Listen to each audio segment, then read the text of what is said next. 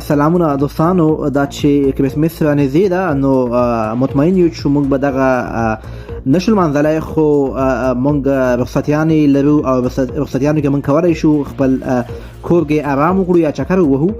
لکه زاهد الله جان پوښتنه کړې ده، وایي په الماني ژبه باندې څنګه وایو چې زه په کرسمس کې یا د کرسمس رخصتیانو کې د ماما جان کور ته ځم یا څنګ ته ځم. نو په الماني ژبه باندې دا جمله داسې وایو: An Weihnachten gehe ich zum Haus meines Onkels.